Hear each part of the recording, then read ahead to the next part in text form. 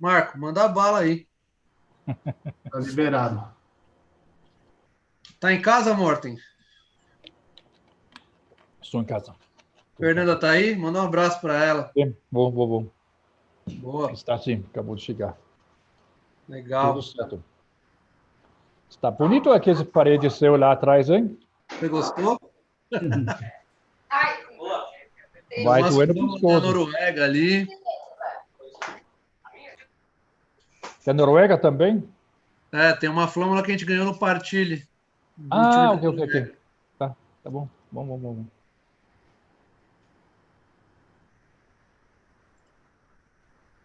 Boa. O pessoal vai entrando aí, a gente vai daqui a pouco Sim, começar. não. Sem estresse. E essa camisa da seleção aí? Esse é de um cara que chama-se Edson Arantes do Nascimento. É, quase ninguém, né? Cracaço. Não, quando ele assinou, não teve como. Tem que ir na parede. Exato. Tem que pôr num quadro Direito. mesmo. É. Não, vai ficar aí. Boa, tem que deixar mesmo. Não é para ninguém chegar assim bem perto. Pode olhar. Boa. Ó, deixa eu só dar um recado pro pessoal que está entrando aí. Primeiro, eu vou pedir para todo mundo deixar os vídeos, as câmeras desligadas, tá bom? E deixar só a do Morten aberta. E hoje a gente vai fazer um teste, tá? Então a gente vai fazer algumas perguntas mais interativas. Eu estou colocando no link aqui no bate-papo um textinho, um site, chama Pigeonhole, tá? Eu criei uma sala lá nesse site.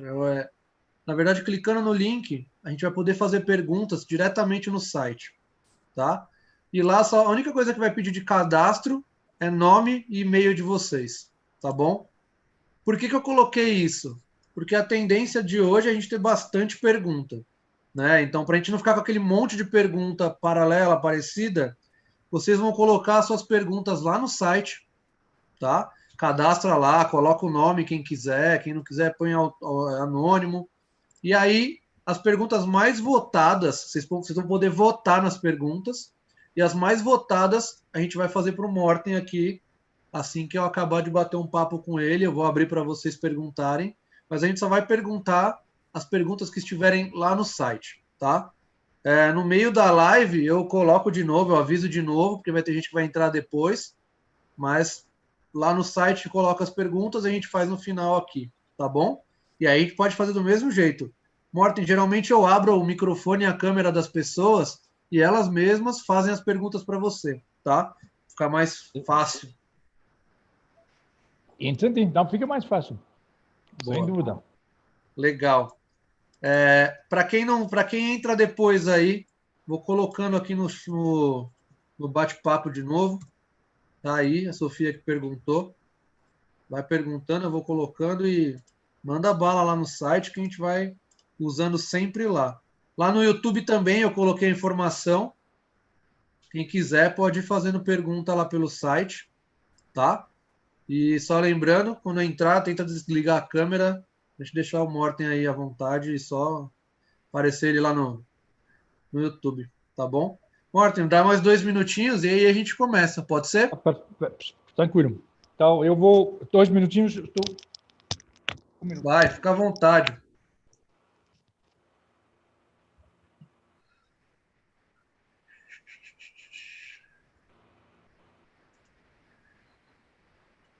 A única coisa que eu vou pedir para vocês é quando vocês entrarem, pode mudar o nome de vocês aí, coloca, porque tem gente que entra com um aparelho e de outro, sei lá, ficam uns nomes estranhos, aí fica difícil de identificar quem é quem.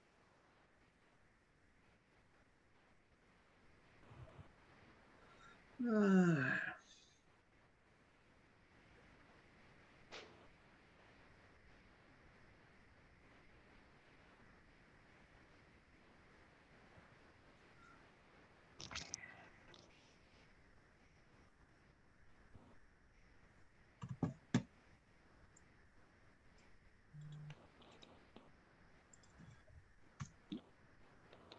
Pronto, doutor. Está liberado? Vamos lá, então? Primeiro, tá me ouvindo, Morten? Tranquilo? Tô. Maravilha. Primeiro, eu queria agradecer aí a disponibilidade do Morten para vir bater um papo com a gente. Ele vai falar da vida dele, vai falar da carreira, vai falar de projetos, vai falar também do nosso tão querido Mundial, né? E eu vou abrir para vocês perguntarem bastante coisa aí, tá? Morten, boa noite, obrigado por vir bater esse papo com a gente. A gente abriu aí para quem quiser participar, vai ser muito legal, é um prazer. Estou até tremendo um pouco aqui de um cara com a sua qualidade técnica e reconhecida mundialmente. Além de tudo, é um brasileiro aí com a gente, né? E queria te agradecer, fica à vontade aí para falar. A palavra é sua. Bom, Felipe, muito obrigado pelo convite. Talvez sou eu que está tremendo um pouco, mas espero que nós vamos ter um tempo legal, falar um pouco e vamos esperar. Se tiver algumas perguntas também, estamos prontos para tentar responder da melhor forma que possível. Boa. Morten, você gosta de polêmica ou não? Eu não gosto muito, não. Boa, então, vê lá, a primeira coisa que eu quero te perguntar, e eu acho que é a raiz de tudo, acho que, por mais clichê que seja isso, como você começou sua carreira de treinador? O que te levou para o handball? Por que você escolheu o handball para seguir a sua vida profissional? Isso é uma muito boa pergunta. Eu tenho que tentar responder em duas linhas. A primeira, na minha infância, eu sou mais um produto vamos falar, cultura de esportes da Dinamarca, entre Suécia e Noruega também, que tudo é feito em cima de sendo voluntário. E como adolescente, eu já virei técnico do clube onde eu estava jogando futebol, tanto handebol. Eu virei técnico de futebol como o primeiro. Eu tinha, sei lá, 15, 16 anos naquela época. Isso lá é normal, que isso aconteça. Hoje você tem que ter 18 anos, senão você tem que só virar como auxiliar. Mas naquela época não. Eu sou velho. Mas aí eu já fiz parte desse negócio de ser voluntário, sem ter uma ideia naquela idade que eu ia virar técnico de alguma coisa, professor de alguma coisa naquela época. Alguns anos depois, tem chama-se Højskole em dinamarquês.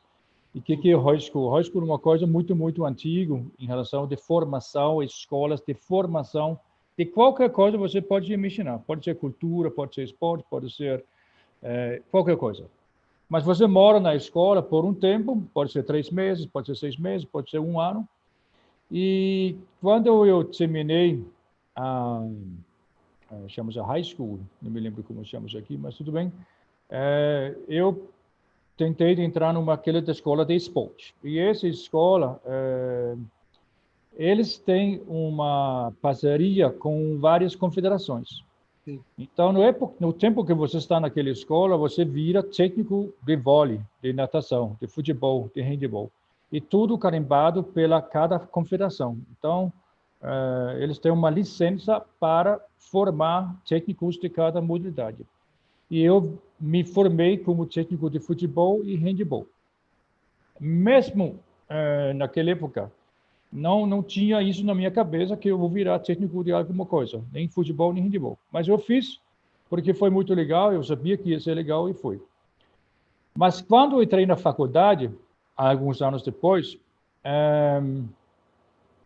eu precisava de ter um trabalho do lado de estudar, para tentar ter um pouco de grana, para ter um custo de ajuda em relação de estudo. É muito normal. Aí, naquela hora, eu pensei, talvez pode ser uma possibilidade tentar de procurar um clube. Eu mudei de cidade, eu mudei para Copenhague e deu certo. Então, do primeiro clube que eu fui falar, aceitaram. Até hoje, não sei por quê, mas aceitaram. E aí comecei a minha carreira em relação ao de handebol, mas não era nada se a gente pode falar que era profissional, porque os salários naquela época, e também não era o primeiro time que eu fui treinar, era muito pouco, mas uma ajuda de custo para sobreviver naquela época como estudante.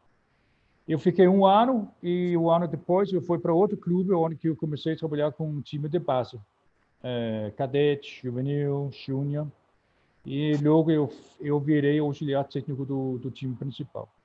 E lá eu fiquei muitos anos. Essa é mais ou menos a linha como eu comecei a trabalhar como técnico. Boa, legal. Qual foi seu primeiro clube na Dinamarca de handball? Tem o mesmo nome do clube de futebol da Holanda, Ajax. Ah, legal. Que cidade que é, Morten? Copenhague. Ah, boa. E o Ajax jogava Liga Dinamarquesa ou não? Como? O Ajax jogava o Campeonato Dinamarquês? Naquela época, a primeira equipa tinha descido para a segunda divisão. Então, naquela época não jogava. E eu estava na quarta liga. Dinamarca tem muitas ligas e também não é um país muito grande. Então, Dinamarca é mais ou menos do estado de Rio de Janeiro. Esse é mais ou menos do tamanho. Mas tem por volta de 1.000 clubes. Então, tem por aí. Vamos falar, talvez 900, hoje, talvez 900. Eu não tenho, mas é bastante. E quantas Então, divisões tem lá na Dinamarca? Olha, hoje eu não sei te falar. Mas Oficialmente, assim. eu vou chutar que tem primeira liga, depois a primeira divisão, depois a segunda divisão, que é dividido em dois. Então, seria agora 4 divisões. Sim. Aí você vai seria a terceira, quarta divisão, mas isso deve ser dividido em 10 zonas. Então, você pode ter, vamos falar que tem 100 equipes que jogam a terceira divisão, e aí você vai. Aí, dependendo do zona geográfica, mas são muitas mesmo. É muito legal. Em 2018, a minha equipe, o Vila Portari, as meninas decidiram ir jogar Partille Cup, né? E aí a gente fez um roteiro que era Partille e Dronelund. Uma cidade minúscula, muito pequena no interior, e você via, sei lá, uma competição que tinha 40, 50 equipes para mais, né? Então, o desenvolvimento do handball na Dinamarca é exemplar, porque você pega um país do estado do tamanho de um estado como o Rio de Janeiro e você fala que tem 1.000 clubes em média, um pouquinho menos, um pouquinho mais, e você coloca aí que cada clube tenha no mínimo, sei lá, 14 atletas, pô, pensando que cada clube pode ter mais de uma categoria ainda, né? Mas a metade da Dinamarca joga handball, então. Não, é bem popular, mas ainda futebol ganha, ginástica ganha pelo amador, mas assim falando de um esporte popular, o handball é muito popular, com certeza. Legal. Como é que se fala handball dinamarquês? Handball. Muito mais fácil falar handball, né? Podemos. Boa. Podemos. E, Morten, em que momento da sua carreira você foi convidado para vir para o Brasil? Por que você veio para o Brasil? E por que você se estabeleceu aqui? Isso também tem 2 histórias para contar agora, antes que nos abrimos. A primeira tem a ver com a camisa que está aqui atrás de mim, porque o meu pai me ensinou o certo em relação ao futebol, apaixonado pelo Pelé, futebol brasileiro, mas obviamente naquela época, só para todo mundo entender, porque estou imaginando que tem alguns jovens aí, a Dinamarca teve um canal de televisão, hoje é um pouco diferente. E não era esporte nem futebol que estava passando toda hora. Então, o meu conhecimento em relação de seleções de futebol, até o próprio Dinamarca, não era tanto porque não passava pela televisão. Mas meu pai tinha falado sobre o Brasil, e o meu primeiro trabalho da escola, assim, livre, que eu podia escolher o que eu ia escrever, foi sobre o senhor Edson Arantes do Nascimento. E aconteceu que eu encontrei com ele na Dinamarca 2 dias antes que Rio de Janeiro foi eleito, o Brasil foi eleito, escolhido como sede da Olimpíada 2016.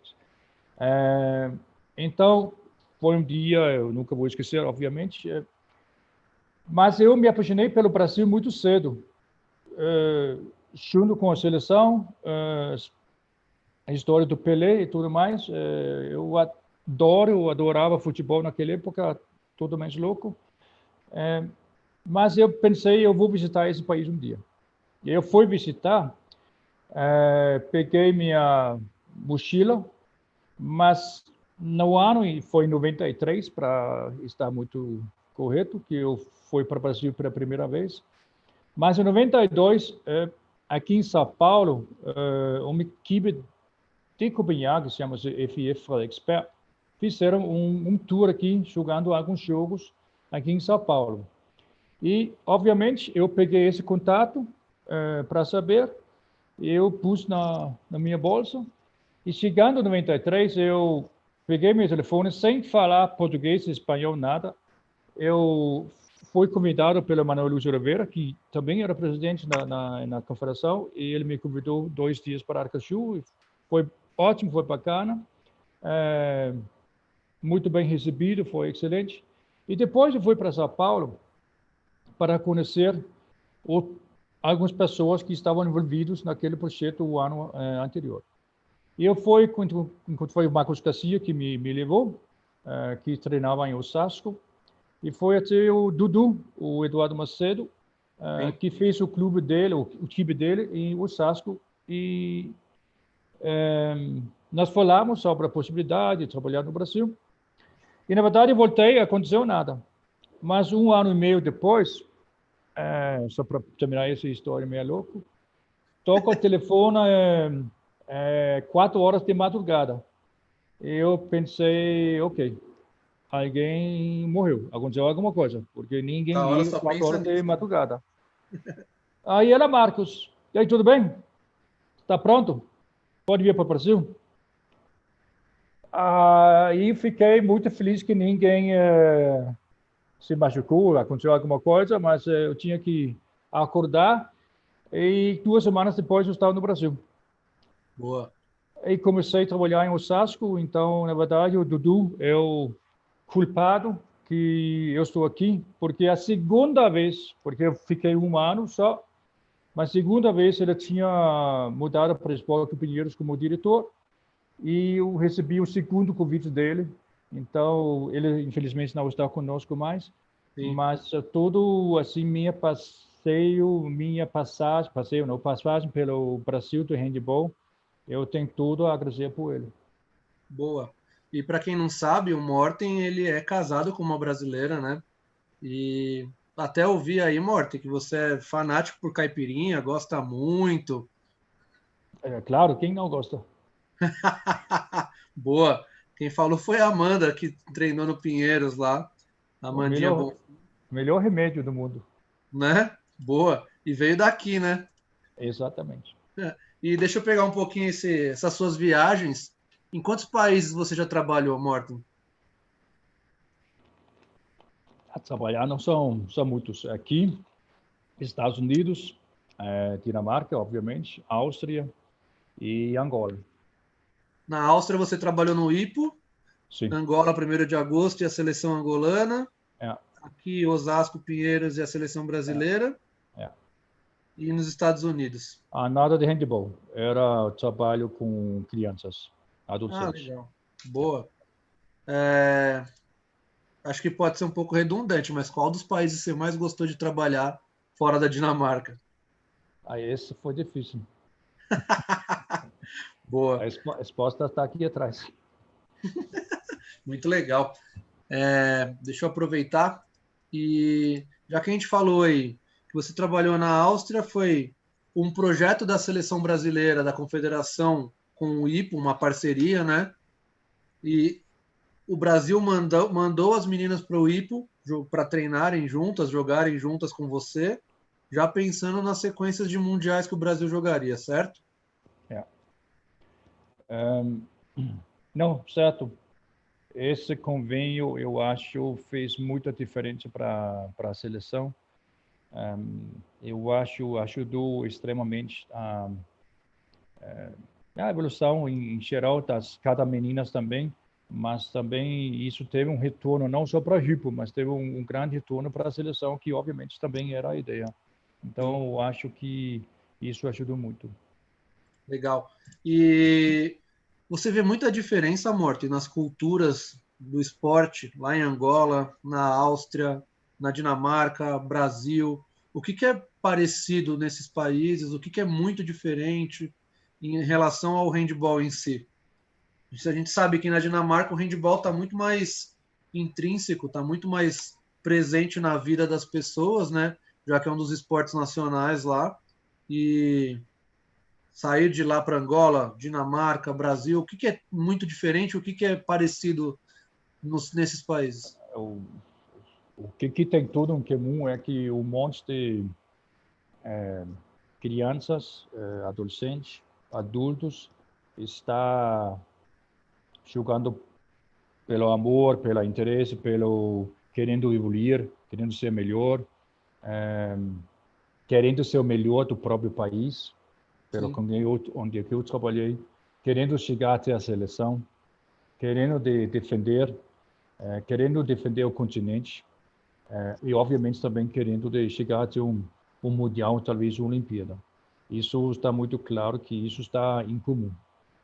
Mesmo com a experiência que muita diferença culturalmente, pensamentos, ideias, como treina. Isso tem muita... É uma experiência, para mim, pelo menos, bem grande, que são, assim, bem diferentes, cada lugar. Sim. E você vê muita diferença de estrutura desses lugares, tipo, pegando só diretamente os lugares que você trabalhou. Vamos falar de clube, que acho que é muito mais fácil de visualizar a estrutura do Pinheiros, do 1º de agosto, do IPO, das equipes da Dinamarca. Estrutura física de treinamento é muito diferente. Tipo, hoje o Pinheiros deve muito para esses países da Europa. O 1º de agosto deve alguma coisa para os países da Europa nessa questão estrutural ou não? Em algumas formas, sim, e outras formas que não. Agora faz muitos anos atrás que eu não trabalho no Pinheiros, mas obviamente eu também frequento em vez em quando. É estrutura fantástico, mas é fantástico que eles têm, também que tem jogadores que vêm de outros estados, moram em alguns apartamentos, sei lá, estudam. Então, isso é muito parecido com vários lugares da Europa, dessa maneira, de conseguir de fazer alguma coisa para os novos talentos. 1º de agosto, só para ter uma ideia, faz 2 anos atrás que o time principal, jogadores olímpicos, treinavam e jogaram num campo quadra aberto. Sim. Aberto. Isso não é normal. Eu acho que são uma das únicas atletas de handebol que estavam treinando jogando em quadra aberta. Mas agora tem um ginásio muito bonito, muito fantástico, tem 2 quadras, e a estrutura lá é fantástico também. Tem uma academia com 35, 40 meninas, tudo pago, e também uma maneira de chamar os melhores talentos. Também tem academia de futebol, então o clube é gigantesco, sem dúvida que é o maior clube que eu trabalhei, também em relação ao handebol. Pinheiros é muito maior, mas não maior em relação ao de atletas de handebol. Está maior em nome de sócios e tudo bem. Então, e no Hypo também, também tem um lugar para chamar as atletas do país e vai para a mesma escola, faculdade, treina no mesmo lugar, come aí, bem legal. A estrutura lá do Hypo também é top moderno. Não tem discussão. A Dinamarca é ainda um pouco diferente, mas agora tem mais lugares que também trabalham com academias. Então, Sim. isso começou quando eu, na verdade, fui para cá, e isso começou a crescer. Então, hoje em dia, como eu não tenho tanto contato com a Dinamarca, eu não tenho mesmo, fora que eu falo com amigos e colegas e tudo mais, mas, assim, visitar aqueles academias, eu não fui, mas eu sei que existe. Boa. E as ligas são muito diferentes uma das outras, tanto nível técnico quanto quantidade de Ah, equipes. ah, aí a Dinamarca está muito à frente, muito à Como frente. funciona na Angola? Tem divisões também ou não? Funciona um pouco diferente falando em relação ao adulto. A Liga Nacional, pela minha experiência que eu tive até agora, a Liga Nacional seja disputado em 10, 12 dias. Acabou. Então, Ah, é? você vai se classificar pelas zonas geográficas, vai para lá e normalmente dois grupos e vai começar a jogar, acaba com quarta final, semifinal, final. É como uma Copa do Mundo, isso? É, por aí. Mas fora disso, tem que falar tanto masculino como feminino. É muito claro que os melhores equipes feminino e masculino, eles são da mesma cidade, de Luanda, que é a maior cidade. Sim, é a Então, está capital. muito claro que e eles têm como aqui nós temos um paulista. Então também existe uma torneio de Luanda. Então é uma federação de Luanda. Então, na Legal. verdade, os melhores equipes, eles têm muitos jogos entre eles durante o ano. Aí eu acho que isso ajuda também.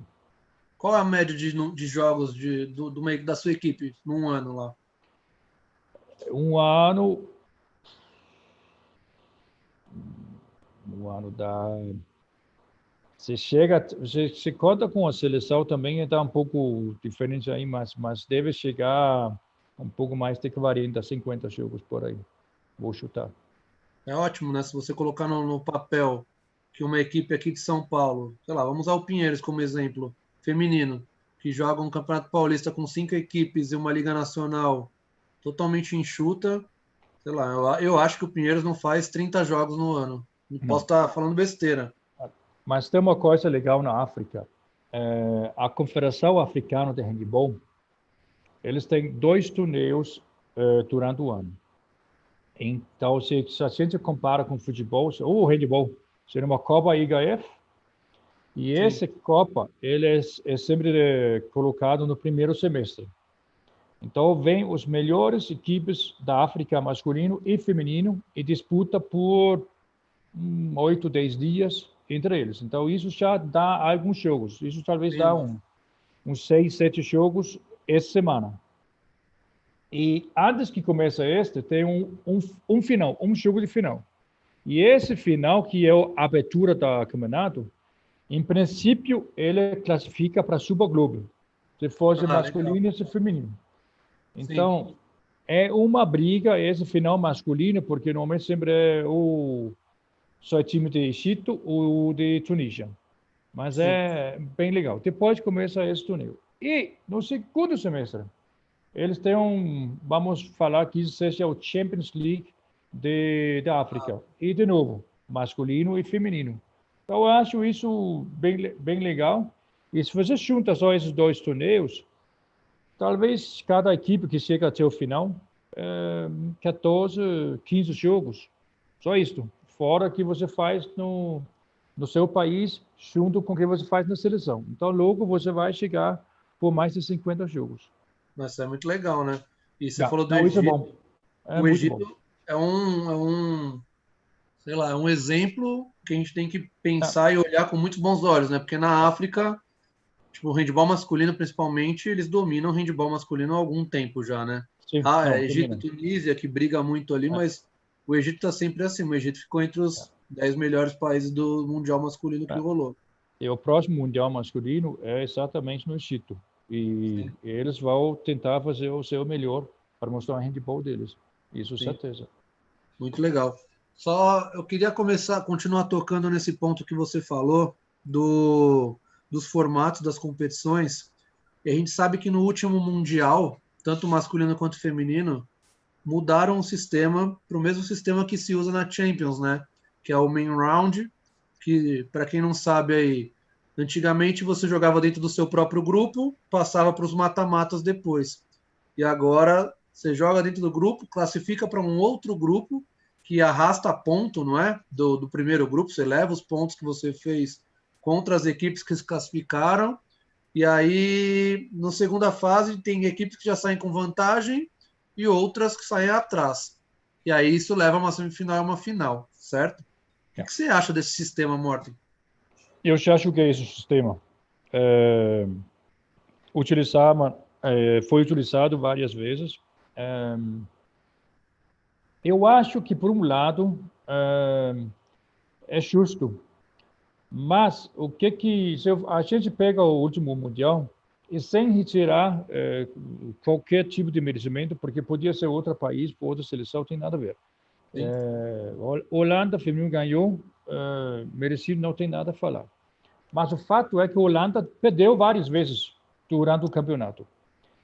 Então, eu penso, cadê que o campeão do mundo tem que perder tantos jogos e ainda pode virar o campeão do mundo durante o campeonato? Sim. Então, esse pode ser, talvez, discutido, porque se você perde os jogos certos, mas ganha os jogos certos, você pode até continuar.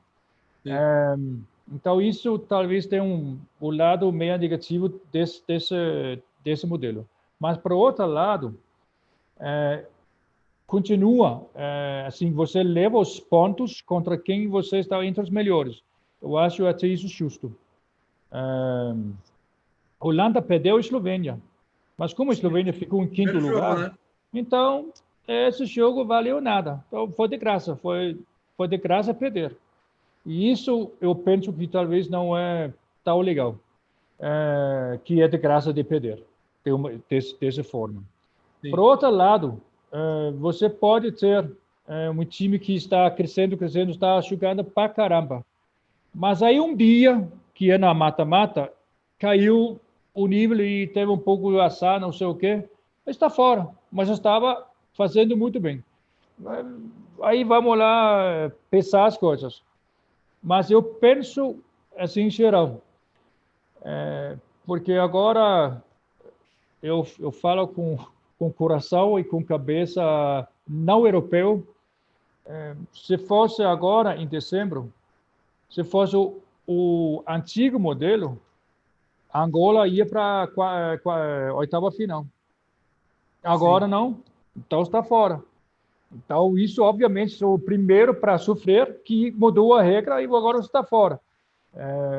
Então, eu penso para quem está fora da Europa, talvez tem mais chance se deixa desse modelo com 4. Eu acho muito difícil que os equipes fora da Europa, não é que uma ou outra que pode se classificar, mas historicamente eu posso falar que são europeus que estão pegando essas vagas. E quando você vai diminuir, vai ser mais difícil ainda para quem não são europeus que classificam. Agora, vai ser um novo modelo, vai ser diferente, aí vamos ver como que vai ficar a partir do ano que vem. Sim. Até mesmo você falou de fora da Europa e na Europa, acho que no feminino, no handebol feminino, as únicas equipes que não são europeias que foram campeãs do mundo foram Brasil e Coreia, né? Só os dois. No masculino eu não estou lembrado, mas até onde eu sei, não tem nenhum time não europeu campeão do mundo, né? Mas isso também é meio reflexo, porque a Europa dá muita ênfase para o handball, né? Eu não estou assim falando em relação a vamos dar vantagem para quem não é europeu. Eu acho que você tem que merecer. Sim. E tudo bem, mas eu acredito se a ideia é de crescer o handball na planeta inteiro e não só deixa como que está mais ou menos hoje, que é uma modalidade europeu.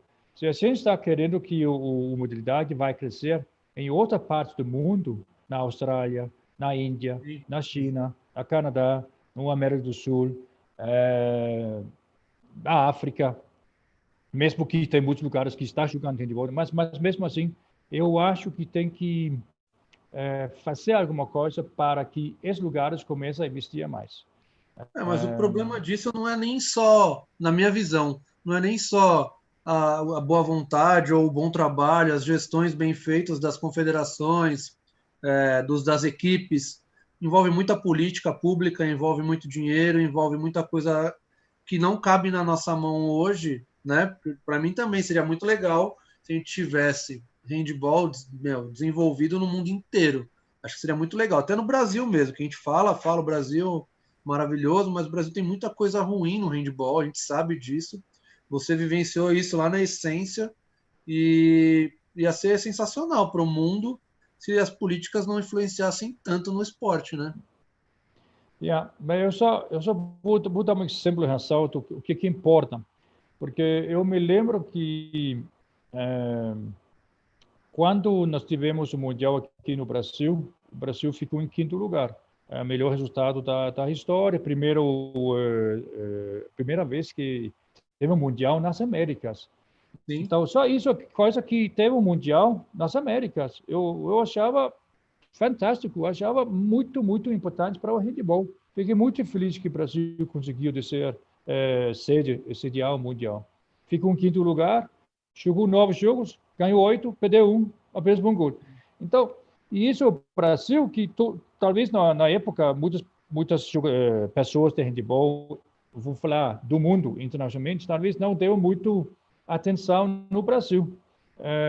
Aí um ano depois, estava batendo na quarta final com a Noruega. E mais um para frente ganha o Mundial. Então aí talvez o respeito começou a mudar um pouco em relação do handebol brasileiro. E não só do feminino, o masculino também. Sim, o outro. Aí eu me lembro que teve várias pessoas de outros países aqui nas Américas, América do Norte, América Central, é muito importante o que o Brasil está fazendo, porque isso dá uma atenção para o handebol do nosso país. Sim. Então, isso eu acho é muito importante isso, porque senão não vai ter um investimento em nenhum lugar. E eu me lembro que nós fizemos um Pan-Americano e Paraguai ficou em terceiro lugar, mas fez uma festa como que ganhou o Mundial, porque se classificou para o Mundial. E eu vi como isso estava importante para elas. Como era importante. Então, isso acho também é importante. E vai ter muitas pessoas que vão falar, mas não é para ter esses jogos mundial que ganham de 20, não sei o quê. Olha, você quer convidar o handebol do mundo, é assim que funciona. Por isso chama-se mundial.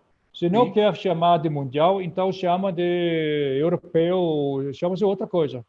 Mas é assim que funciona. Sim. E você falou do handball aqui na América. É gritante isso. Até mesmo esses dias eu estava assistindo que uma coisa leva a outra, né?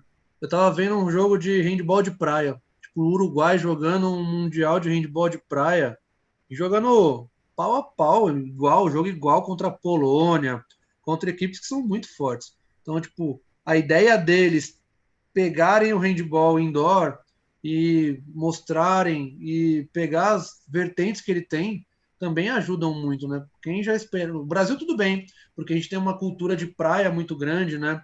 O Uruguai também tem bastante praia, mas desenvolver o esporte num espaço como uma praia, tipo, um espaço diferente, é muito legal. É bom, é legal ver esses desmembramentos que o esporte faz, né? Sim, e outra coisa que eu esqueci de falar, a minha experiência que eu tenho aqui agora, eu não vou falar que eu tenho todo mais controle, mas assim, do que eu me lembro que eu vivi. A Argentina, feminino, masculino, forte, Chile, Paraguai, Cuba. Agora, se essas equipes também não ganham a experiência, então por que tentar de investir para jogar o Pan-Americano? Mas precisa ter essa experiência para evoluir. E a Argentina feminino é mais um exemplo como que ela está crescendo para caramba mesmo. E isso está acontecendo com esse tipo de experiência, eu tenho certeza. Sim. Se pegar a Argentina, o próprio Pan-Americano que teve, final Brasil e Argentina, O primeiro tempo acabou super equilibrado. Depois o Brasil deslanchou, abriu, agora em Lima, ano passado, mas o jogo foi super duro para o Brasil, né? E só falar um pouquinho para acabar esse assunto de Mundial. O Mundial de 2013, o que significou para você, como pessoa e como profissional, ser campeão com a seleção brasileira? Pensando nesse cenário mundial europeu de handball que a gente tem, o que isso trouxe para você e como profissional e pessoa? Foi muitas coisas, assim. A primeira coisa era agradecer a Dudu, porque era um sonho que foi realizado com as meninas. E as meninas, quem fez parte exatamente naquele Mundial 2013, mas também para quem fez parte antes, mas naquele 2 semanas não foram escolhidos, mas elas também foram sofrer, elas também tentaram de fazer parte. Então não podemos esquecer todo esse grupo que estava fazendo parte dessa evolução tudo, mas aquela coisa de realizar um sonho tão grande e conseguir o que foi falado, porque eu me lembro que a primeira encontro que eu tive com elas, eu falei mais ou menos assim que eu estou muito feliz, agradeço pelo convite da Confederação, do Manuel Luiz Oliveira, a confiança que está dando, e espero que nós temos um tempo em frente muito legal, e a meta é ganhar uma medalha na Olimpíada ou ganhar uma medalha no Mundial. E elas falaram, caíram da cadeira. Como falar isso? Não teve um porquê falar dessa maneira, mas isso era mesmo, porque eu acreditava mesmo que era possível. E eu acho que nós já tínhamos batendo na trava algumas vezes, e as meninas mereceram essa medalha pelo trabalho que foram feito todos os anos. Boa. E continuando no assunto de Mundial, você também foi campeão mundial de clubes, né? Com o 1º de agosto, ano passado, na China, certo? Muito diferente ser campeão de clube e ser campeão de seleção? Isso não... Desse formato, foi a primeira vez na história que houve um Superglobo de feminino. Sim. E muito feliz por isso ter acontecido, porque eu acho muito importante que o Superglobo também tem o lado feminino e não só do masculino. Acho extremamente importante. A minha fala seja a mesma coisa do passo das seleções, porque isso com certeza pode motivar mais o handball na Austrália, Oceania, na Ásia, na África, porque todo mundo está querendo a vaga para jogar o Superglobo. Fantástico poder jogar um mundial de clubes. Eu acho muito bom para o handball. Mas o caso era que não teve ninguém assistindo os jogos. Ninguém. Era na China, então não tem uma atenção tão grande, mesmo que do IHF fizeram um monte de coisas boas, tudo perfeitos, as condições perfeitas, melhor hotel, melhor comida, melhor tudo top, top, top, top, top. Não tem nada a falar, eu fiquei impressionado. Mas o handball também não é um esporte assim tão gigantesco na China. Então, na verdade, teve muito pouco público. Mas tomara que, assim, para frente, eles conseguem de conseguir mais. Mas não tem, assim, de fazer uma culpa, porque não nada disso. Porque foi importante fazer, mas não teve, assim, a mesma sensação, porque o Mundial que nós ganhamos sentava mais de 20 mil pessoas gritando. Então, na Sérvia, né? Na casa delas. Não era a mesma coisa, não. Sim. Mas pegando um pouco desse gancho que você falou do público e de ser um ginásio vazio, se você acompanha as primeiras fases dos mundiais, os ginásios também não são muito cheios, né? Tanto em qualquer lugar do mundo. E eu andei assistindo alguns jogos de seleções mundiais de categoria de base, Campeonato Mundial de Juvenil e Júnior. Nossa, é pouquíssima gente que vai. eles Não. costumam ir só mais para as fases finais mesmo, né?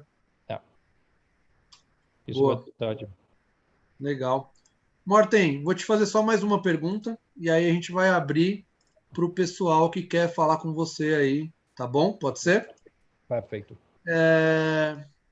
Pensando aí que hoje sua família é estabelecida no Brasil, você é um dinamarquês brasileiro, brasileiro dinamarquês, já não dá mais para identificar, né? Já fala aí, como a Amanda disse, um português abaianado, mais tranquilo, camiseta do São Paulo. O que você tem como objetivo futuro na carreira ainda? Um cara que já ganhou um Mundial de Clubes, já ganhou um Mundial de Seleções, é, trabalhou em lugares muito legais, hoje trabalha numa estrutura que você mesmo disse, muito bem feita no clube e também na seleção, que deve usar a mesma estrutura, basicamente, né? E no Brasil, pô, conseguiu o título máximo do handball.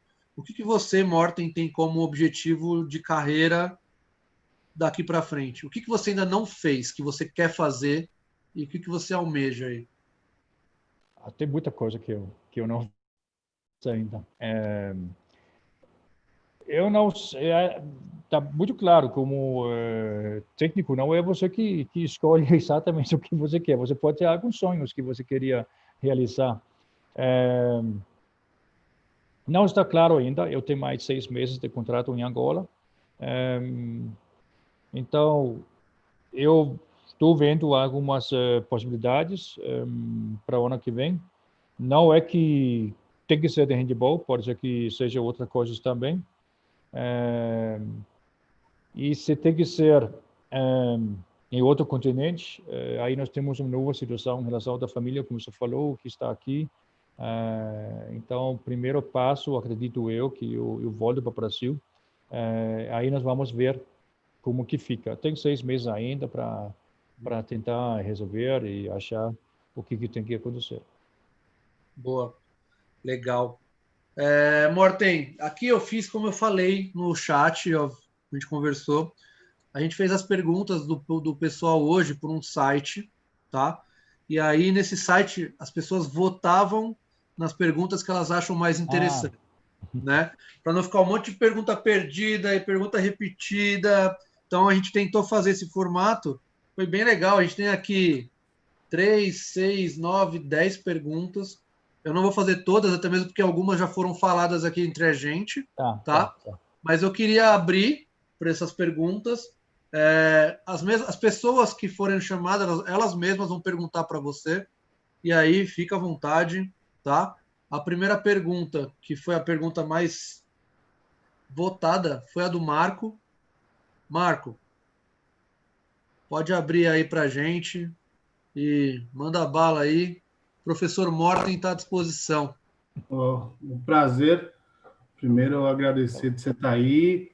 É um prazer enorme falar com você. Eu fiz uma pergunta que englobam duas, na verdade.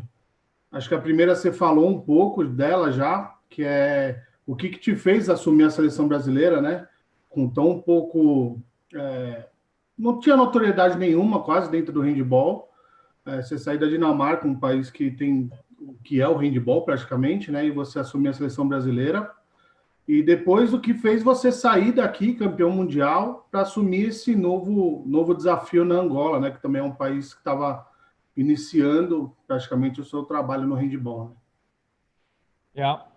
Mas isto eu acho que tem a ver com, vamos falar, a minha vontade desde criança.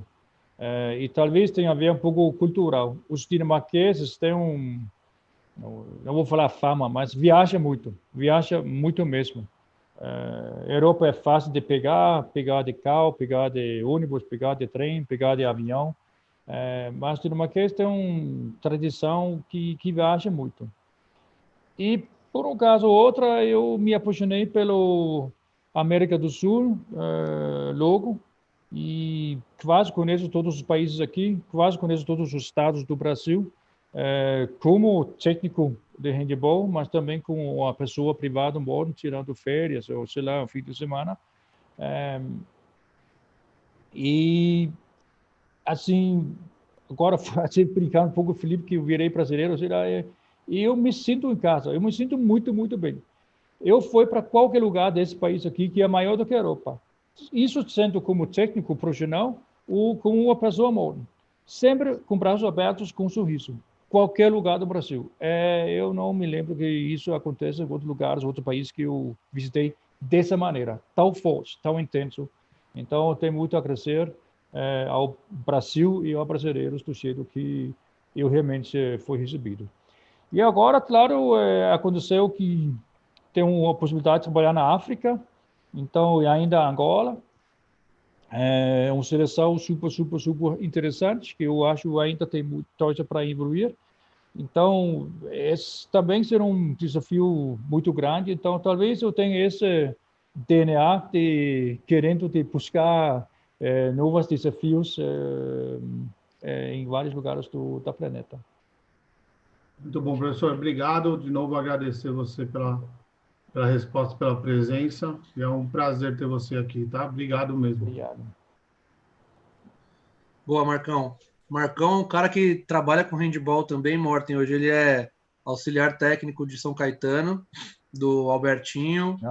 Tem algumas equipes universitárias aí, a gente trabalha junto, faz umas invenções aí. Fala aí, Marco. A próxima pergunta que a gente tem é da Manu. Manu, tá aí, meu bem? Tô Fica aqui. à vontade. Boa noite, Morten. É um prazer. Obrigada por estar aqui. E a minha pergunta é saber se você se arrepende de ter saído da seleção brasileira e se tivesse a oportunidade de voltar a treiná-las, se você voltaria. Essa aí, como chamamos isso em português? Eu acho que já tem técnicos aí, então isso é uma coisa de futuro. Eu não sei como que isso vai ser. Não é só dependendo de mim. Então, essas são coisas assim que fica mais para frente, porque eu acho que todo mundo tem contrato, então não é um assunto que assim que passa a ser discutido.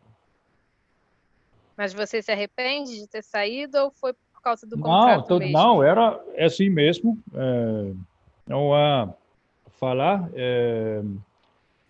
Eu recebi um convite da Angola, até que teve outros também, mas eu gostei desse, como também gostei de outras possibilidades.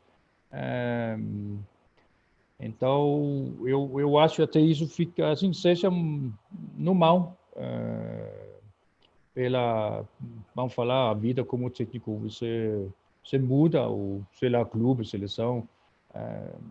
Talvez até países como eu também mudei. Entendi. Obrigada. Nada. Boa, Manu. Valeu.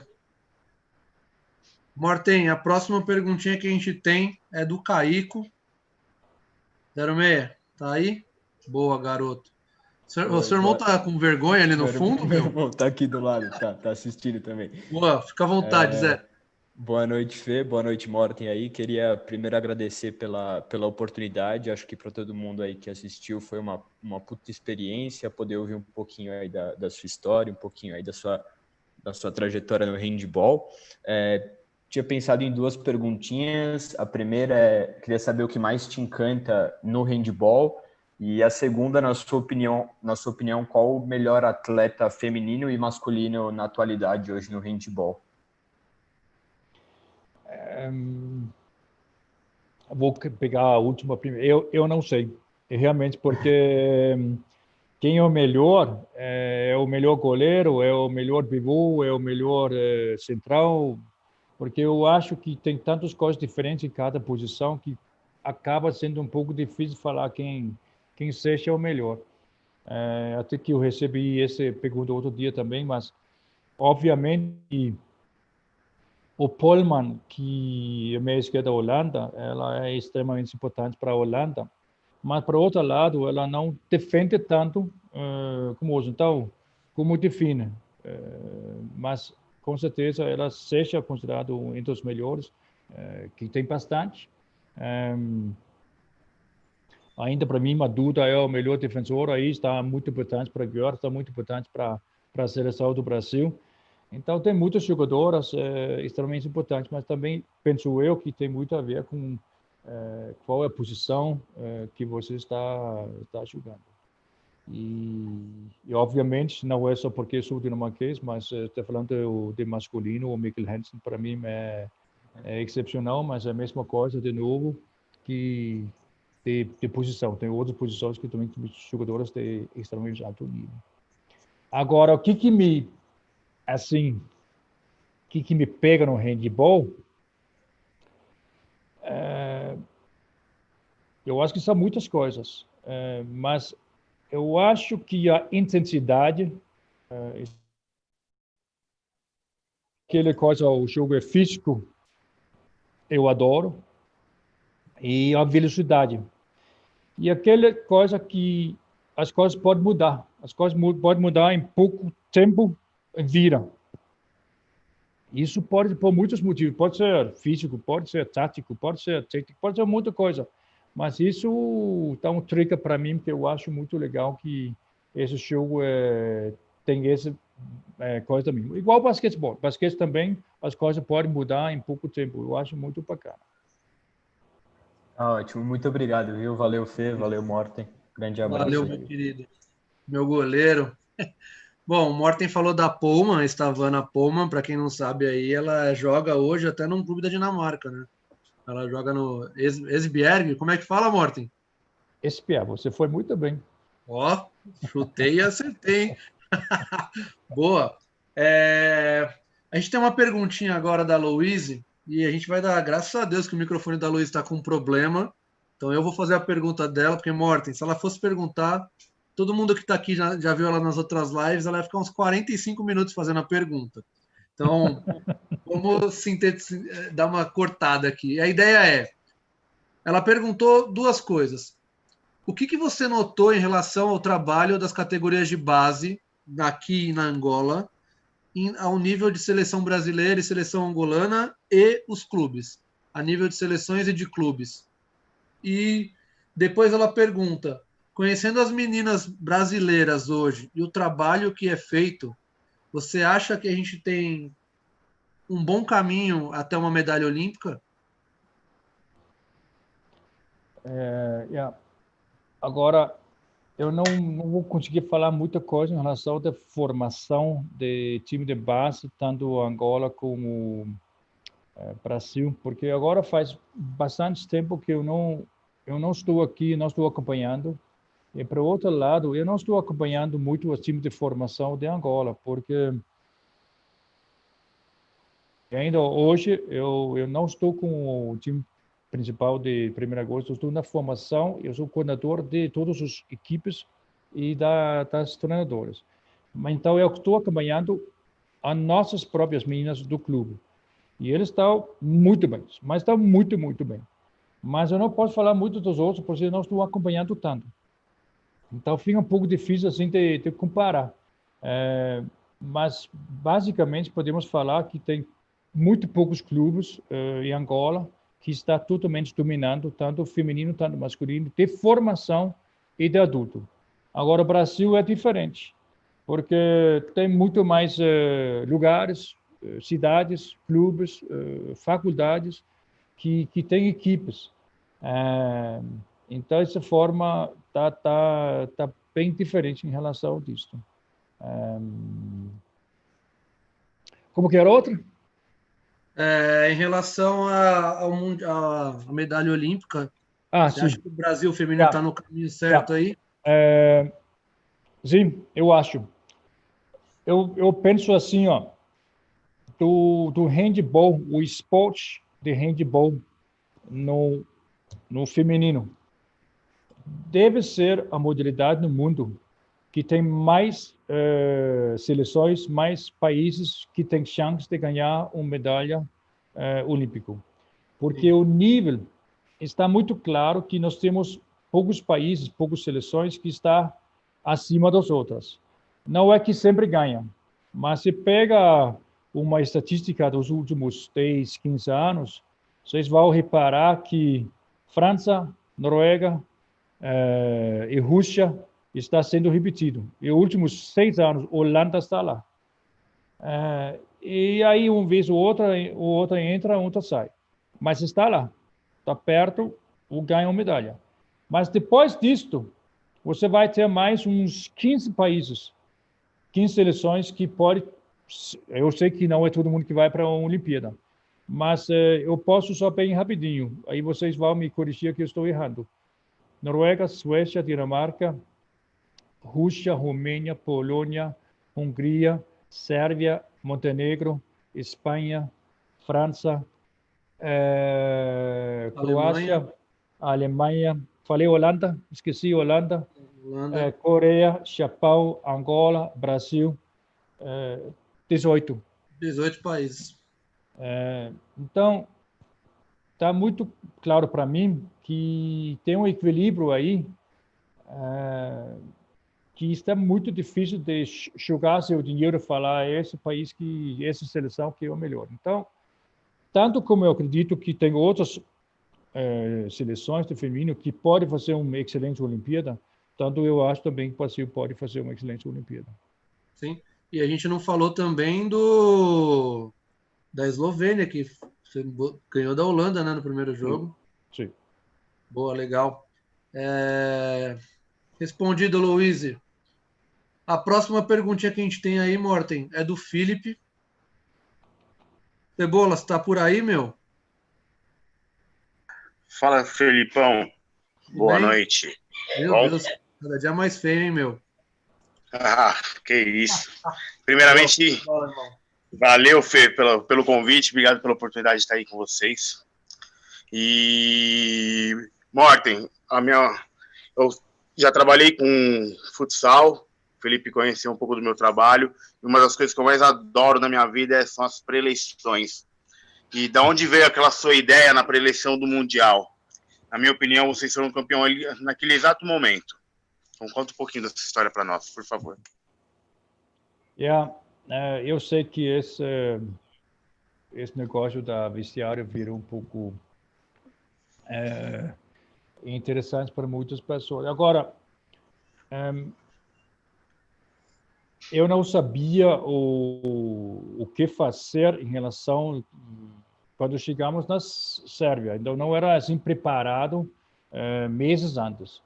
Eu sabia se a gente ia chegar a disputar medalha, eu sabia que eu ia fazer alguma coisa com a medalha, mas eu não tinha certeza como eu ia fazer. Isso só descobri depois do jogo da quarta final. Então, quando eu sabia que nós estávamos no semifinal, eu decidi, mas eu não utilizei isso contra o jogo da Dinamarca. Aconteceu outras coisas que eu fiz uma outra preleção contra a Dinamarca. Então, eu escondi, aguardei, porque eu sabia se perde, vai ter mais um jogo, que ainda vale medalha de bronze. E se ganha, ok, não importa, porque vai ser uma ou outra. E aí, como nós ganhamos, eu já sabia como que eu ia fazer. Então, se fosse de bronze, ia fazer com medalha de bronze ou nada. Agora foi de final, então era ouro ou prata. Então, eu fiquei fazendo um jogo entre quem está satisfeito com o prata e quem vai querer ouro. Então, na verdade, virou uma certa provocação para ver que... na verdade, porque eu sabia que nós íamos jogar não só contra a Sérvia no final, nós íamos jogar contra 20 e pouco mil sérvios, só jogando, torcendo contra. E nós acabamos de assistir outra semifinal, que a Sérvia fez uma festa com a Polônia. Acabou, a Polônia nem viu o jogo. E todo mundo, nós vimos essa pressão da torcedores, e todo mundo pensou, olha, não vamos passar por a mesma coisa. Mas a gente não controla isso sempre. Então, eu tinha que fazer alguma coisa para ver que isso ia dar certo. E agora você ganha, aí fica fácil de falar, olha, viu, tá legal. Agora você perde é outra coisa, mas de uma forma ou outra, deu certo em relação daquela vontade de ficar dentro da quadra e não sentir tanto a torcedores. Sensacional. Só para complementar, da onde você tirou a ideia de colocar o agasalho da equipe adversária no momento que, assim, as meninas deviam estar extremamente concentradas, nervosas, e você põe literalmente o uniforme do rival. Mas isso foi só para provocar. Mas o nosso guia, Serva, todos os guias de cada seleção, cada país, andavam com a mesma agasalho da Sérvia, bem parecido. Então, eu fui emprestar ela deixou, falei o que ia acontecer, e eu falei para ela antes, não fica com medo, pode ficar tranquilo, mas vai acontecer isso. Aí, mas deu tudo certo, tá bom. Era só para provocar. Obrigado. Obrigado. Boa, Cebola. Obrigado, irmão. Morten, como a gente está de tempo aí? Tem bastante coisa? Para mim está bastante coisa, não sei. Como é? Então, vamos lá. A Amanda, que era atleta do Pinheiros. Amanda, tá por aí? Ela quer te fazer uma pergunta. Oi, tô sim. Oi, Morten, tudo bem? Demorou. Tudo bem? Tudo ótimo. Eu queria saber, na verdade, por que você veio para o Pinheiros. Você deu treino para o masculino, né? E eu queria entender como é que foi sua ligação com o feminino para você virar técnico da seleção feminina. Eu acho que foi através do Alex, porque o Alex eu lembro de ser meu técnico e você ia algumas vezes lá, dava um treino pra gente, a gente tentava entender o que você falava, mas ficava nessa. Eu queria entender, então, como é que você foi pro feminino.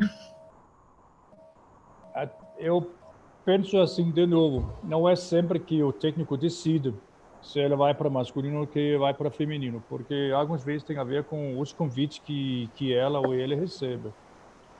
E, na verdade, eu trabalhei com várias equipes femininas na Dinamarca. A última equipe era feminino na Liga Nacional de Copenhague, antes que eu fui para Pinheiros. Mas antes disto, eu tinha trabalhado bem mais anos com masculino. Mas quando eu fui do Pinheiros masculino para a seleção feminino, eu já tinha uma bagagem com o feminino por bastante anos. Então, não foi assim que, foi isso que me levou para lá. É que isso foi o convite. Esse foi o convite. Tá bom. Tudo bem? Tá tudo bem? Tudo bem. Tudo bem, e você? Não, eu estou bem. Estou bem mesmo. Que bom, Morten. Eu lembro que você foi quem trouxe... Foi a primeira vez que alguém colocou o 7 contra 6 aqui no Brasil. Eu lembro que você colocou um colete, acho que era no Bruno Souza, num jogo. Todo mundo ficou assim, gente, ele é maluco. Como assim ele tá tirando o goleiro, colocando alguém? Mas a regra era um pouco diferente naquela época, mas até eu falei com o Alex sobre isso outro dia, e na verdade não deu muito certo, mas eu talvez tenha uma maneira de riscar um pouco mais, e quando você risca, não é sempre que você aceita. Então, isso talvez tenha um pouco a ver com o perfil, o seu coragem, exatamente naquele momento que você tem ou você não tem. Mas, de qualquer maneira, eu acho, 7 contra 6, talvez, mesmo do regra que está hoje, como está hoje, eu acho que tem que ser treinado. Cada vez você quer, pode ser aqui um risco, mas eu acho importante que isso seja treinado antes que você põe isso em prática. Mas eu acho que tem a ver com isso, de pegar o risco. Sim, tá certo. Obrigada, Morten. Isso, Amanda, tá bom.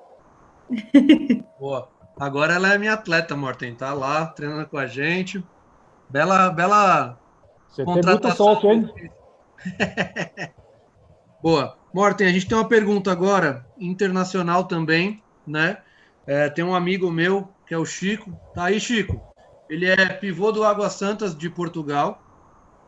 E ele quer te fazer uma pergunta. Chico, meu amigo, que saudade, abraço, meu. Tudo bem? Tudo ótimo. Tudo bem? Ora viva. Morten, pronto, sou amigo do Filipe, mas estava aqui a acompanhar também um bocadinho. Pá, eu sou de Portugal, como ele disse, e gostava de saber, agora como surgiu a ideia da IHF extinguir o 7-6, no qual Portugal se revelou especialista no último europeu, já que eles querem extinguir, qual é que é a sua opinião em relação a isso? Na extinção do 7-6? Muito bem, obrigado, eu gostei. Eu fiz parte agora de uma pesquisa do IHF com muitos técnicos, talvez você está sabendo, e eu fui um dos únicos que estava a favor de manter a regra de 7-6.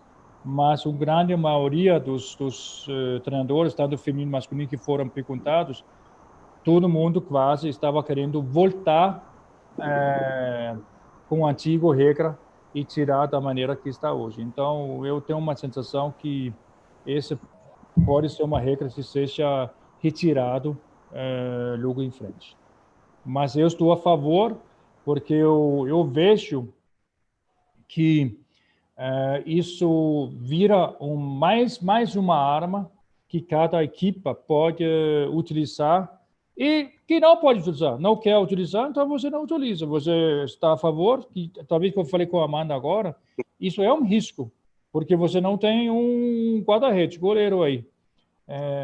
Então, dessa forma, é um risco. Mas se a gente veja para Portugal masculino, até que a gente jogou bastante com Angola no Mundial também, no primeiro agosto também jogamos. Então, eu acho que a regra é mais uma possibilidade. E eu acho também que isso, como chama-se, provoca um pouco cada equipe de pensar um pouco em relação a como que vai defender o 6-0. Qualquer equipe do mundo marca 6-0. E agora, com esse 7-6, você tem que mudar um pouco. Você não pode ficar com a mesma maneira. Então, isso até que eu acho positivo. O negativo é que marcar 3-3, você não vai marcar 3-3, porque isso seja um risco. É o 3-2-1 muito aberto também. Aí eu entendo isso, esses argumentos para não. Eu entendo. Mas, da forma que está, eu estou a favor. Eu não vejo tantas equipes jogando 6-6. Então, não vejo que acaba sendo uma diferença tão grande. Ok, boa. Obrigado. Obrigado pela opinião. Muito obrigado. Chico, obrigado, meu amigo. Obrigado, meu irmão. Um abraço. Um abraço. Boa. Morten, só tenho mais algumas aqui, não vou ficar te alugando. Tem a pergunta da Ana, a Ana Carolina, ela está com um problema no áudio, ela me mandou. Antes de começar o Mundial de 2013, vocês acreditavam que o Brasil podia ser realmente campeão? E se não, em que momento do Mundial, do decorrer dele, você percebeu que existia a possibilidade do título?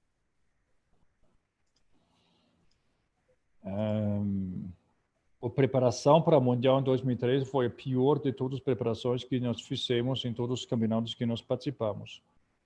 Muitas meninas machucadas e nós não conseguimos fazer um treino com a equipe inteira até chegar na Sérvia. Até a Jéssica, que chegou lá com o LCA, tínhamos que trocar. A Mariana entrou, foi ótimo, muito bem. A Duda estava até praticamente entrar no avião para a Sérvia, estava em dúvida que ela podia participar. E acabou ser campeão do mundo e o MVP do Mundial. Mas, então, eu acho que todo mundo estava com um pensamento não tão otimista como em 2012, 2011, porque estava vendo que estava complicado. E nós fizemos 2 amistosos contra a Polônia na Polônia e perdemos os 2. Então, de uma forma ou outra, talvez não entramos na Sérvia com expectativa de chegar aí, sabendo que nós passamos essas 2 semanas, porque isso ocupou muito espaço da cabeça de cada uma. Mas o nosso grupo, realmente, com todo respeito, não era o mais forte dos grupos desse Mundial. E passamos em primeiro lugar. Mas quando ganhamos da Sérvia, na Sérvia, e depois ganhamos da Dinamarca, eu não sei quantas vezes o Brasil ganhou da Dinamarca feminino da história, mas eu tenho algumas experiências e não foi muito bem, não. Então, talvez isto virou alguma coisa na cabeça, acreditando, olha, nós voltamos e estamos indo. E a equipe começou a crescer mais ainda. Eu acho que isso fez muita diferença. Boa. Já vou emendar a pergunta do Maurício, que ele pergunta aqui, qual a avaliação que você fez da eliminação do Brasil no Mundial do Brasil, que aconteceu em São Paulo, e o que isso te levou na verdade, se isso tem algum link com o título que a gente conseguiu lá na Sérvia? Pode ser que tenha um link, mas eu não vou descobrir exatamente. Eu posso chutar o que é. Mas nós também fomos crescer mais a mais, um pouco mais cada jogo. O Ibirapuera começou a encher cada vez que a gente ganhou um jogo, e nós ganhamos muitos, na verdade. Então, o interesse pelo handball, e aí nós começamos a utilizar esse apoio também pelo público, interesse, atenção, tudo. Tenho certeza que isso ajudou no longo termo. E nós conseguimos jogar um pouco melhor cada vez que, como o torneio estava indo. Agora, não passar contra a Espanha, olha, podia ser. Agora, o azar não foi nosso, mas era tão equilibrado esse jogo que podia ser saído pelos dois lados. Mas talvez isto obviamente ficou na cabeça de todo mundo, no DNA, que a gente talvez só continuamos a brigar porque tem uma vontade tão grande de todo mundo querendo de chegar a disputar uma medalha mundial para o país. Sim. Boa, muito legal. Eu te falo por uma experiência própria. Eu fui em quase todos os jogos que tiveram no Ibirapuera, da seleção. Meu conhecimento de handball naquela época era muito pequeno, de handball internacional menor ainda. Eu fiquei revoltado. Falei, como é que o Brasil perde desse time? Olha o tamanho da goleira, que no caso era Navarro, que mais para frente fui descobrir que era uma das melhores goleiras do mundo. Eu falei, não é possível. E foi um jogo... Aconteceu, né?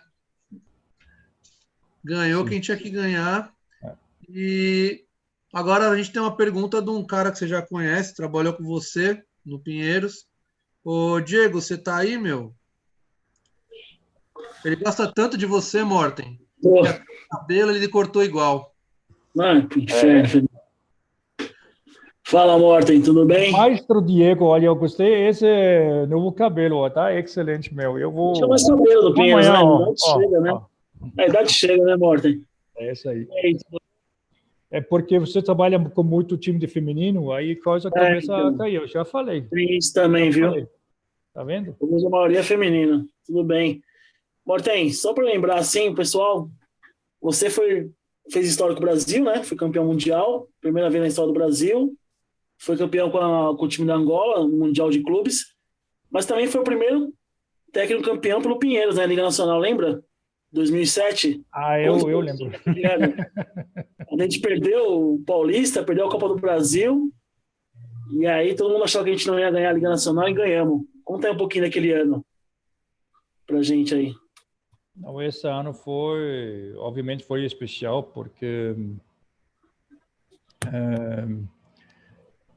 nós tínhamos uma excelente equipe, para mim era o melhor, e teve também um grupo que se fechou, o Folhas entrou, voltou da Europa, conseguiu juntar mais ainda o grupo todo, e fomos fazer uma Liga Nacional sem perder um jogo da temporada. Então, eu acho também, falando um pouco em relação ao campeonato, crescer durante o campeonato, E eu acho que isso aconteceu exatamente naquela Liga Nacional, que a equipe foi assim crescer durante o campeonato. Então, eu acho isso foi... Mas, obviamente, foi um ano excepcional, porque foi, como você falou, a primeira vez da história que o Pinheiros ganhou a Liga Nacional. Então, claro que isso também foi um excepcional muito grande para ser para mim. Eu estou com muita saudade de trabalhar aí, porque foi muito especial para mim de ter os 3 anos que eu tive no Pinheiros. Muito, muito diferente e eu adorei. Beleza, valeu, Morten. Obrigado, abraço aí, se cuida. Valeu, São Paulo, né? Obrigado, Diego, campeão. Diego aqui, Morten, ele tá tão famoso aqui no Brasil que o apelido dele agora é Guardiola. Você acredita? Tá ótimo, Diego. O cara ganha tudo. Impressionante. Morten, não acredita nele. Metade é mentira. Boa. Ele fica com vergonha de perguntar. É impressionante. Morten, tem a última pergunta do pessoal que eu vou te fazer. Aline, você está aí? Tô. Boa. Aline, fica à vontade. Você vai fechar essa série de perguntas aí. Manda bala. Morten, boa noite. Primeiro, queria agradecer. Eu sou do time que o Felipe comanda também, do Vila Portari. Quero agradecer muito a sua disponibilidade para conversar com a gente. E eu queria falar com você sobre uma posição muito específica, que é a de goleiros. Eu sou goleira de formação, né? Hoje sou técnica específica de goleiros. E é uma pergunta bem ampla, assim, mas que eu queria ouvir sua opinião sobre quais as características que você tem visto nos goleiros, né, ao longo da sua carreira, que você determina como mais importantes assim, para a posição. Você olha e fala assim, nossa, esse cara, essa menina jogaria no meu time, seria o goleiro do meu time. Aline, boa noite, obrigado. Infelizmente, você está perguntando para o cara errado. Eu estou com medo da bola. Eu realmente não sei, mas eu acho uma coisa para goleiro que acaba sendo muito importante. E foi muito bom que o Felipe se colocou agora a Navarro, porque a Silvia, ela realmente, você olha para ela, talvez tem pessoas que vai falar nem é atleta de handebol, porque não tem posição para ela. Mas graças a Deus que tem. Então, talvez não é o peso, talvez não é o cabelo, talvez não é a altura, talvez não é a largura, é a coragem. Talvez é a coragem que você pode evoluir, mas você tem que ter alguma coisa do seu DNA de coragem. Você tem que, obviamente, entender os ângulos, o trabalho com sua defesa, quem defende o quê, quando que defende, e está querendo de entender como é a vida do goleiro. Se não tem esse, vamos falar, interesse, motivação para entender o que eu tenho que aprender aqui nas pontas, entre o primeiro e o segundo. O pivô que cai dessa maneira, contra-ataque, os chutes em cima do bloqueio, para fora do bloqueio, por dentro do bloqueio. Aí tem tantas coisas táticas aí, que talvez aqui que chama a atenção do goleiro também, mas tem que ter esse interesse, essa motivação, penso eu. Mas, primeiro de tudo, eu penso a coragem, porque não vai ser eu. Como eu falei, eu já estou com esse medo aí, não dá. Mas tem que ter coragem, mas talvez não só disso, também a coragem para querer de aprender mais cada vez. Estudar os adversários, porque é muito trabalho para o goleiro. E talvez é quem que tem mais trabalho a fazer do que as outras, porque tem tantos jogadores que tem que ser estudado antes de jogar. Obrigada, Morten. Boa noite. Boa, Aline. Mestre, é isso. Eu, antes de terminar, queria te fazer só 3 questõezinhas rápidas, bem simples, e relacionado a atletas e treinadores, tá? Então, eu queria saber qual foi a melhor atleta que você já treinou, Morten. Pode ser feminino, masculino. Não sei. Não sei, mas eu treinei muitos atletas de extremamente alto nível, tanto masculino quanto feminino. Mas muitos mesmo. Campeão olímpicas da Dinamarca, até bastante. Aqui no Brasil, na Áustria também, Angola também, não dá para falar. Mas há muitas. Você consegue identificar qual foi a melhor atleta que você já enfrentou? Melhor atleta que eu enfrentei?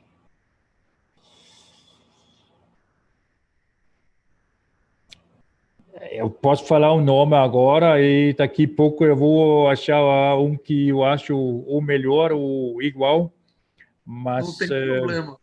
Mas obviamente assim de seleção, muitos jogadores da Noruega que realmente está num altíssimo nível, assim de várias mesmo. E uma é goleiro, só para falar delas, é o Grimsby da Noruega, que eu acho excelente e acabou não jogou em Esbjerg também, só para terminar, acabou em Gjør e terminou agora e não vai jogar mais. Mas é só para dar uma, porque tem um monte, tanto masculino como feminino. Sim. E qual foi o melhor treinador que você jogou contra? Não, eu esqueci uma que tem que ser anotado aqui. A Bojana Popovic da Montenegro, obviamente, ela tem que ser colocado aí. E talvez das melhores da toda a época, da história do handball. Excelente jogadora. Com certeza. Bom, esqueci, alguma coisa de técnico você falou? É a última. Qual o melhor treinador ou treinadora que você já enfrentou? Mas eu enfrentei... Não tantos, pode ser você, tá? Tantos. Não, mas tantos... Trefilov, o Kompols, falando feminino, o Pytlik da Dinamarca, Holkansen da Noruega, Wilbeck, o próprio dinamarquês, admiro bastante, foi campeão mundial, olímpico, europeu, feminino, masculino, europeu, então tanto seleção de masculino como seleção do feminino, então joguei contra ele com clubes na Dinamarca. Então, muito admiro pelo trabalho que ele fez, tanto de clubes como a seleção da Dinamarca. Boa, que legal, Morten. Eu queria só que você deixasse um recado aí para jovens treinadores que querem seguir a carreira e jovens atletas. A gente tem muito atleta de base no Brasil. Só deixa um recado para eles. Bom, eu espero que todos nós, quanto atletas, como treinadores, professores, que da situação que estamos vivendo, que logo nós podemos voltar e trabalhar, treinar, jogar do que a gente ama. Mas sei que a situação está complicada, não só aqui no Brasil, mas no mundo todo. E mesmo que seja difícil, mas temos que viver com isto e talvez levar uma paciência maior do que a gente está pensando, até as coisas podem ser de uma forma melhor. Espero que logo que todos nós estamos de volta nas quadras. Boa.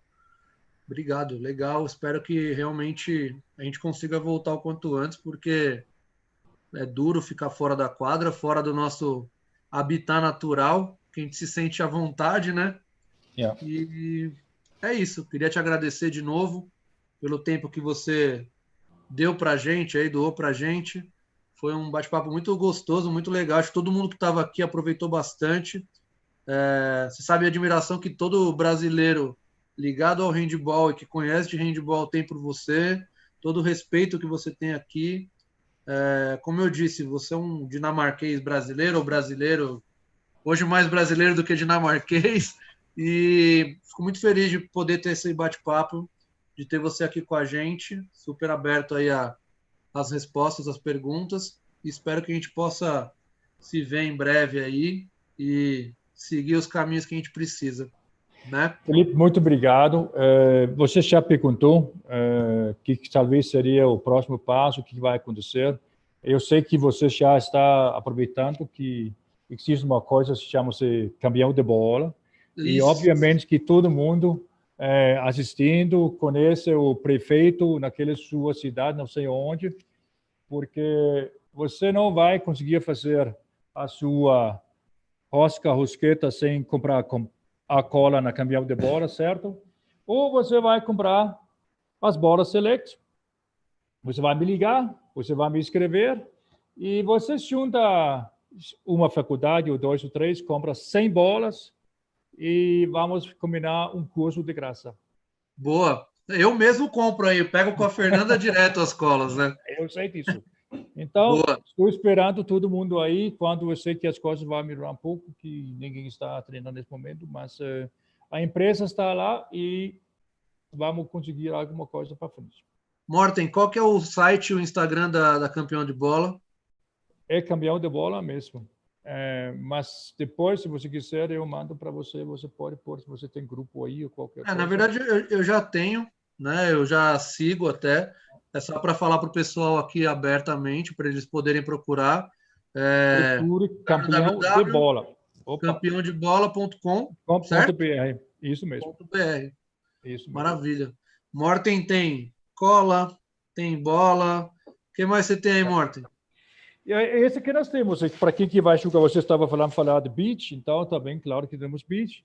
Nós temos bola para quem trabalha com as crianças, bola H0, H1, que se foi, bola de borracha, que seja a bola oficial na Dinamarca, também tem.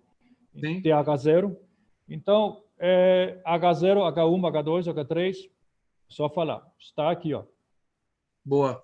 Obrigado, Morten. Pessoal, vou pedir para todo mundo abrir a câmera aí rapidinho, para a gente fazer aquela nossa fotinho legal. Agradecer todo mundo que participou, que perguntou. E é um prazer ter todo mundo aqui sempre, tá? Deixa eu só finalizar lá no YouTube. Agradecendo de novo. Obrigado, pessoal. Então,